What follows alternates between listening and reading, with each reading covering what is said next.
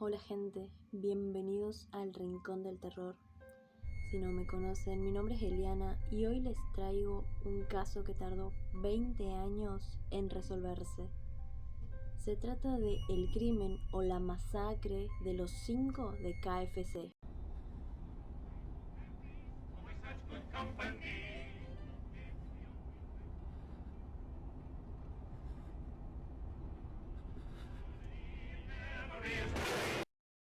Todo comenzó el 23 de septiembre de 1983 con Kimberly Miller, de 17 años, quien decidió salir con las amigas.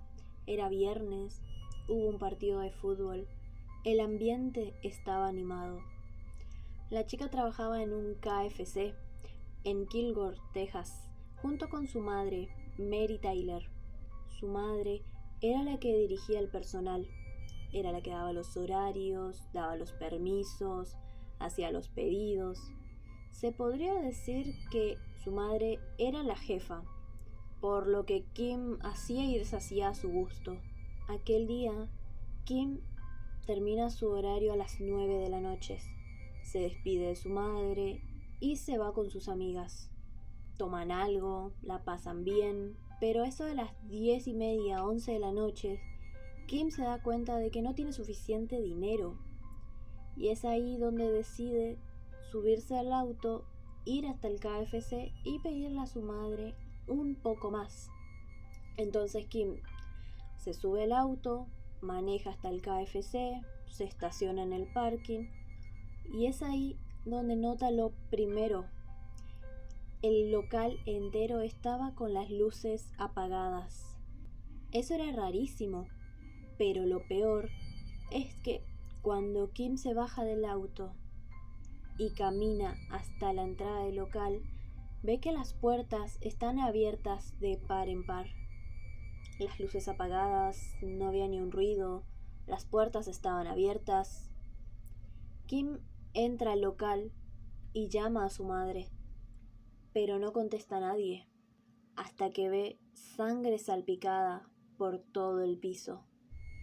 Y es acá donde Kim, ya muy nerviosa, corre y se mete dentro de su auto y llama a su padrastro. Cuando el hombre llega, deciden ir a ver las puertas traseras, pero estas también estaban abiertas de par en par. Y al entrar al restaurante, ven que está hecho todo un lío. Las sartenes tiradas por el piso, gorros, uniformes, estaba todo desparramado. Y de los empleados no había ni rastro. Ya estando muy nerviosos y asustados, deciden llamar a la policía. Ese día había 3 empleados de turno: Mary Tyler, de 37 años, Opie Hugh, de 39 años, y Joy Johnson, de 20 años. Cuando la policía llega a la escena, toma nota de todo, saca fotos, interrogan a la chica y al padrastro, llaman a los familiares de los otros empleados, y mientras acordonaban la zona, aparece una mujer embarazada, Lana Maxwell. Lana dice ser la esposa de un hombre de 20 años, David Maxwell. Resulta que David era el mejor amigo de Joy, y ellos hace un tiempo atrás habían comprado una moto a medias y se la pasaban. Cuando uno trabajaba, el otro utilizaba la moto. Y se veían todas las noches en el KFC para pasarse la moto, hablar un rato, tomar algo. Y después David se iba para su casa. Pero esa noche, ese viernes, David nunca llegó a casa. Y es ahí donde Lana se sube a su vehículo y lo va a buscar. La policía ahora sabía que no eran 3 los desaparecidos, sino 4. Y a medida que van pasando las horas, descubren que no son 4, sino 5 los desaparecidos, ya que Joy tenía 2 mejores amigos. Uno es David Maxwell y el otro Monty Landers, de 19 años, con el que también todas las noches se juntaban en el KFC. Empecemos con el primer y gran problema que tenía este caso, y es que el departamento de policía no tenía experiencia con este tipo de casos. Estaban acostumbrados a robos menores, peleas entre vecinos y ese estilo de cosas. Por lo tanto, la desaparición de 5 personas les quedaba bastante grandes. Y bueno, es ahí donde los policías intentan consolar a los familiares y a la población en general con la primera hipótesis, y es que ellos pensaban que Joy se había hecho una herida en la cocina y que todos corrieron y lo llevaron a urgencias. Pues la verdad es que en el pueblo de Kilgore nadie creyó esto, ya que eran 5 personas y de las 5 que uno salga herido, no van a salir todos corriendo a llevarlo a urgencias. Además, el local lo tenían que cerrar, tenían que apagar las luces, tenían que hacer el cierre de caja, tenían que cerrar las puertas, cosa que no hicieron. Entonces, toda esta hipótesis no tenía ni el más mínimo sentido, y menos porque el KFC se encontraba de la siguiente manera. En primer lugar, tenemos manchas de sangre, sangre en la sala principal, sangre detrás del mostrador, sangre en la caja registradora, en un pañuelo. En segundo lugar, tenemos que todo el local estaba patas arriba, estaba desparramado todas las cosas por todos lados. En tercer lugar, tenemos que las luces estaban apagadas y que todas las puertas estaban abiertas de par en par.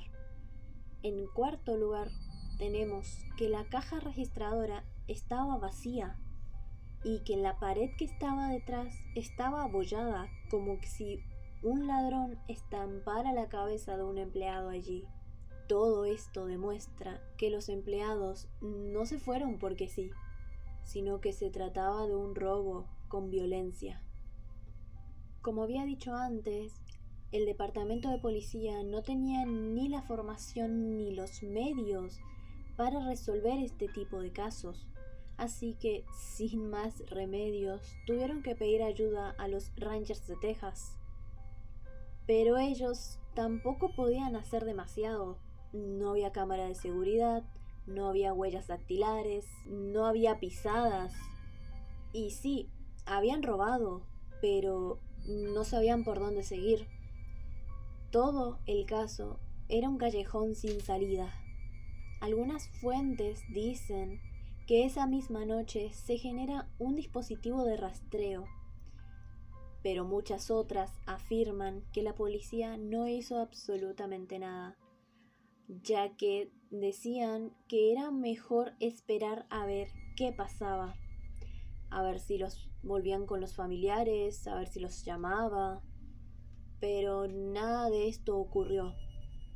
Y al día siguiente, el 24 de septiembre, un trabajador de una empresa petrolera del condado de Racks, Texas, llamó a la policía para informar que encontró algo horrible. Su trabajo estaba en la mitad de la nada y para llegar hasta ahí tenía que cruzar varios campos. Y en esos campos la gente joven se juntaban a tomar y a hacer algunas fiestas clandestinas. Y bueno, este hombre estaba acostumbrado a ver ese tipo de cosas. Así que cuando a lo lejos ve 4 cuerpos acostados boca abajo, él simplemente pensó que eran borrachos. Empezó a gritarles, a decirles que se levanten, que se vayan a casa, pero ninguno respondió. Ya cuando estaba a pocos metros de distancia, se dio cuenta de que realmente estaban muertos. Cuando la policía llega a la escena, anota todo. Y en primer lugar, tenemos un grupo de 4 cuerpos.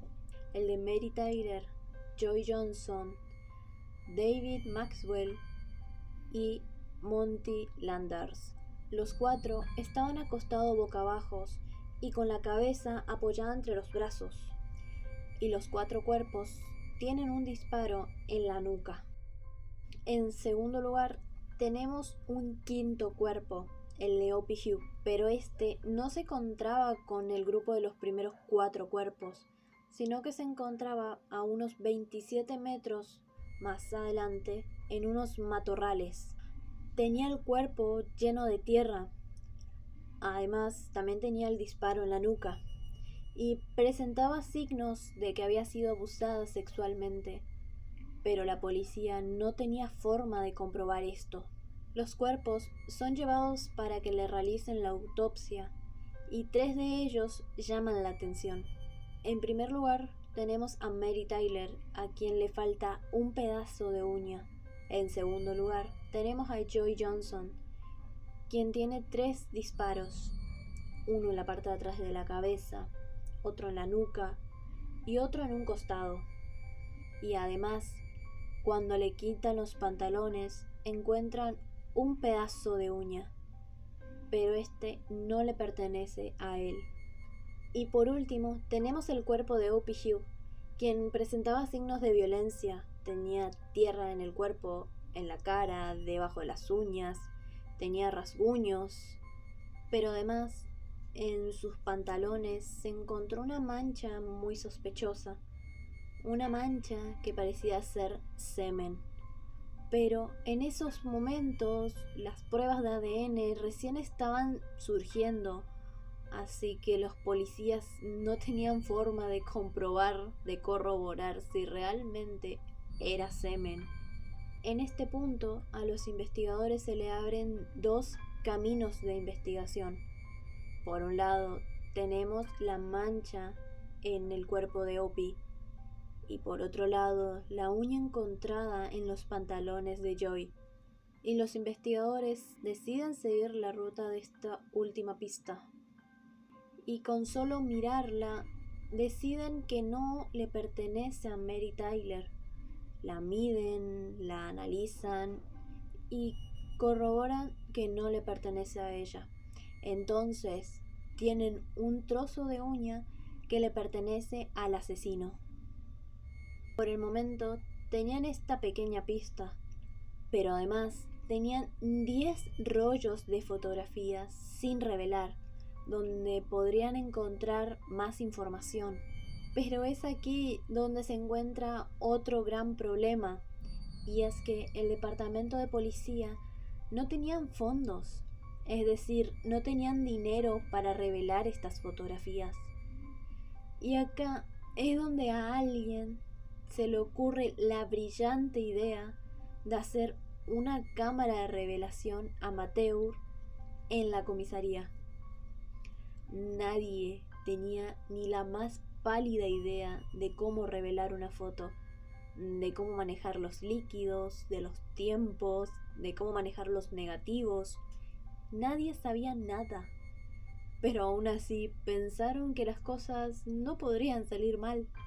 Y con esta genial idea, y por increíble que parezca, perdieron el 90% de los negativos. Luego de este fracaso se suma el hecho de que los distintos departamentos de policía no se ponían de acuerdo de cómo seguir en la investigación. Entonces deciden pedir la ayuda a la población. Y acá es donde surgen 2 testimonios muy interesantes. El primero es de un cliente del KFC. Era viernes por la noche, hubo un partido de fútbol y como es normal, como es muy común, todos los restaurantes de comida rápida estaban llenos, por lo que hasta las 8:30, 9 de la noche, absolutamente todos los trabajadores del KFC estaban trabajando, incluyendo a Kimberly Miller, hija de Mary Tyler.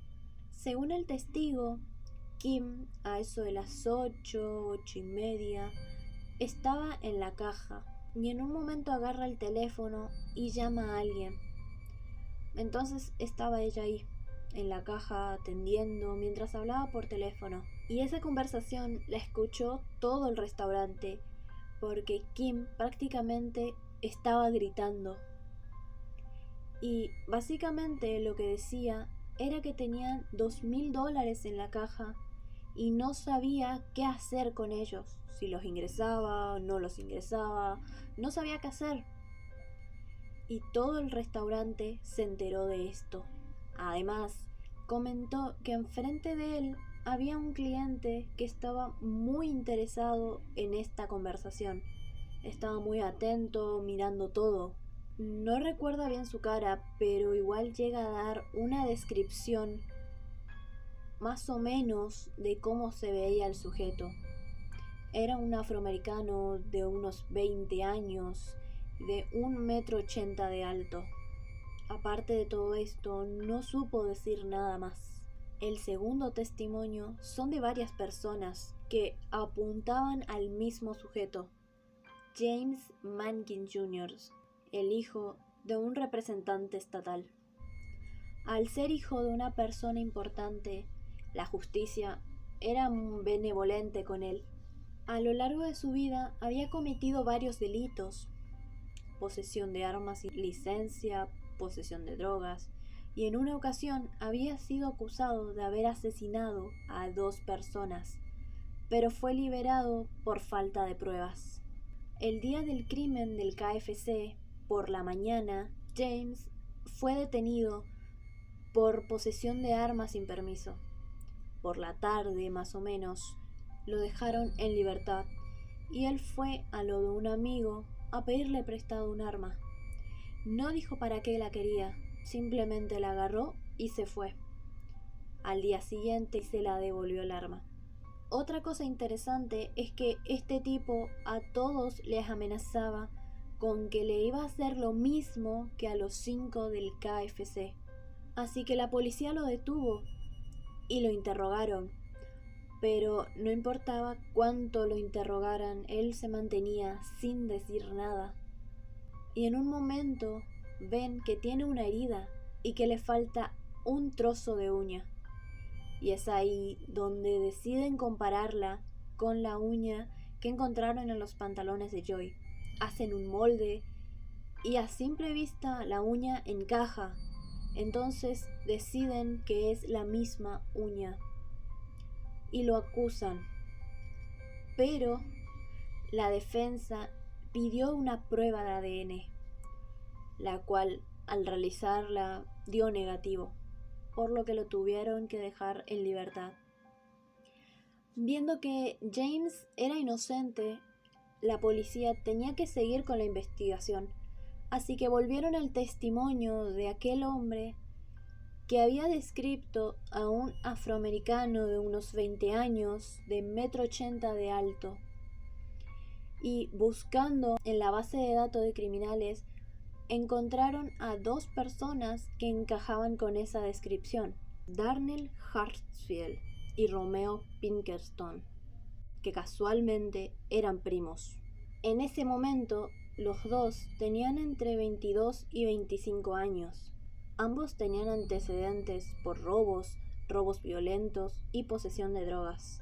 Y además, tenemos que su modus operandi era muy llamativo, ya que entraban a los locales armados y les pedía a todo el mundo que se acostara en el piso boca abajo y pusiera la cabeza sobre los brazos.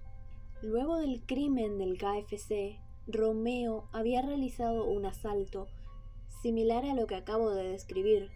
En esa ocasión lo hizo solo, pero la policía lo arrestó a él y a su primo Darnell. En la comisaría los interrogaron, pero ninguno de los dos dijeron nada relevante. Romeo dijo que ese último asalto lo había hecho porque él era drogadicto y no tenía cómo pagar las drogas. Y Darnell dijo que a la hora del crimen él se encontraba lejos de Kilgore y tenía cómo comprobarlo. Pero acá es donde no sabemos si la policía corroboró su coartada o no. A principios de los 2000 empezaron a haber muchos avances en el área del ADN, por lo que la policía agarró todas sus pruebas y las mandó a distintos laboratorios.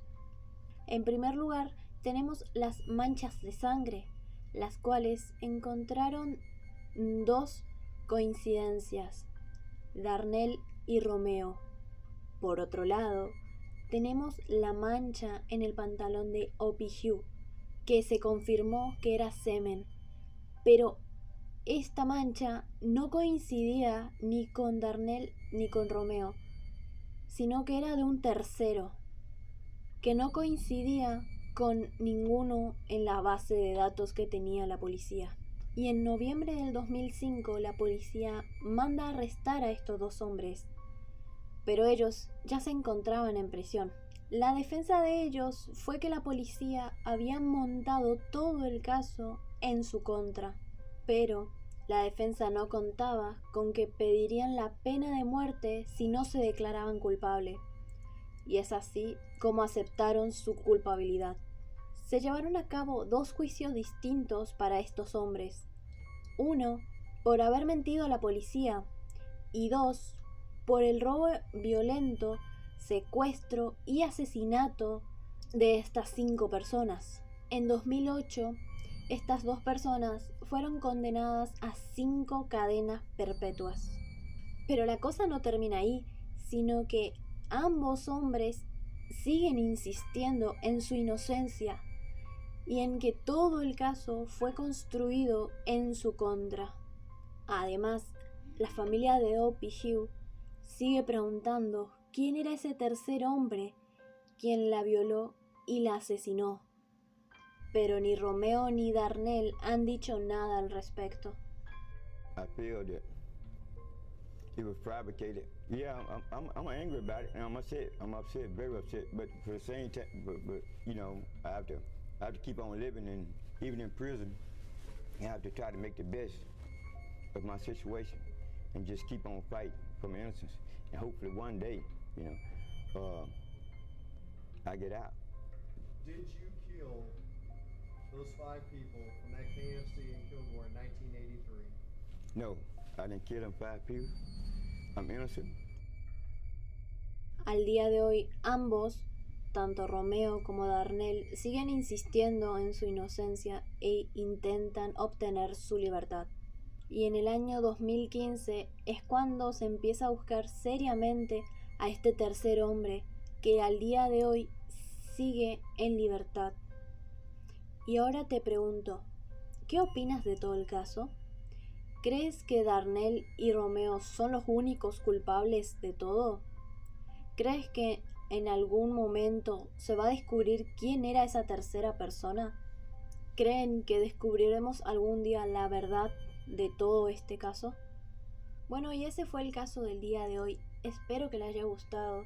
Si es así, no dudes en suscribirte, darle like al video y comentar de qué caso le gustaría que hable en un próximo video.